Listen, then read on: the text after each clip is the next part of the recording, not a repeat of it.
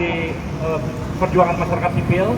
Dalam hal ini mungkin kita akan minta dulu sebelumnya kepada Bapak Refdy Harun sebagai ahli tata negara, dan itu kita akan meminta nanti dari Greenpeace Indonesia dan juga dari Trend Asia sebelum nanti mungkin teman-teman pimpinan buruh yang lain bisa menyampaikan juga lebih dalam tentang rencana-rencana kita ke depan. Terima kasih. Silakan Pak Refdy.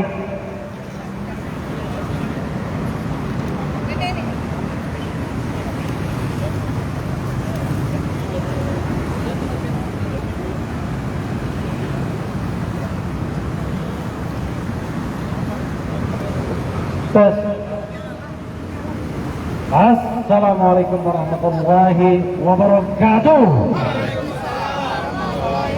Boleh bilang keren cadas. Jadi kawan-kawan semua, saya di sini sebenarnya ingin meliput, tapi rupanya Presiden atau Ketua Umum KSPSI mengundang saya ke sini. Itu prosedur yang formalnya, tapi secara substantif material saya setuju apa yang disampaikan oleh kawan-kawan buruh semuanya. Ya, tepuk tangan para buruh. Karena saya pun berpandangan Perpu ini membangkang konstitusi, sebagaimana dikatakan oleh Denny Indrayana, Profesor Denny Indrayana. Dikatakan pula oleh Profesor Jimli Asliki, kalau ini bentuk kesombongan dari Presiden Jokowi dan bahkan bisa mengarah kepada impeachment. Kalau perbuatan-perbuatan ini dilakukan dan kemudian DPR berkeinginan untuk menindaklanjuti ini lebih lanjut, karena jelas-jelas ini tidak patuh pada putusan Mahkamah Konstitusi. Kita tahu, kawan-kawan semua, walaupun Mahkamah Konstitusi itu terus terang akhir-akhir ini banyak mengecewakan publik, terutama misalnya keputusan mengenai presidensial threshold yang sampai saat ini itu tetap dipertahankan, padahal jelas-jelas itu mengangkangi hak berdemokrasi kita semua. Coba bayangkan, Jumhur Hidayat tidak bisa jadi calon presiden kalau tetap ada presidensial threshold. Mana Jumhur Hidayat? Karena akhirnya dengan presidensial threshold hanya 4 maksimal slot saja. Padahal kita ketahui bahwa ada 18 partai politik.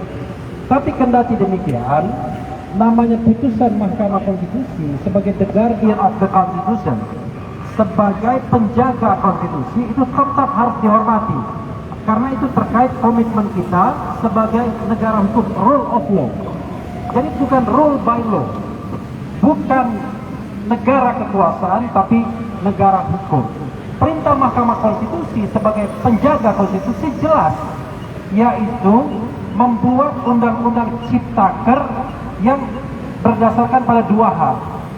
Satu, harus didasarkan pada basis yang jelas, dan basis itu sudah dibuat dengan perubahan undang-undang tentang pembentukan peraturan perundang-undangan, di mana di situ disinggung juga pembentukan undang-undang omnibus law yang bersifat omnibus law.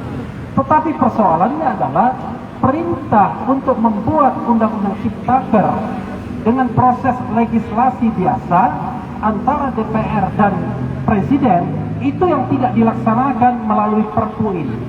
Bahkan secara sengaja, kawan-kawan semua, Presiden berusaha untuk mengangkangi hak konstitusional, hak legislasi dari DPR. Jadi, bapak-bapak DPR sekalian, sangat aneh bin ajaib kalau mereka tidak menolak Perpu ini. Sekali lagi, aneh bin ajaib kalau DPR tidak menolak Perpu ini. Kenapa?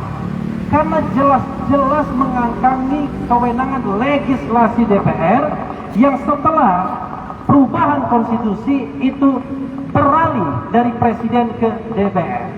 Jadi perintah untuk membentuk undang-undang dalam kesempatan yang pertama ada pada DPR. Soalnya adalah, bagaimana kalau DPR juga tiba-tiba mengabulkan undang-undang ciptaker? Kira-kira buruh mau ngapain? Jadi kalau kita bicara konstelasi politik, kawan-kawan semua, bisa jadi tiba-tiba bapak-bapak, ibu-ibu di dewan ini bukan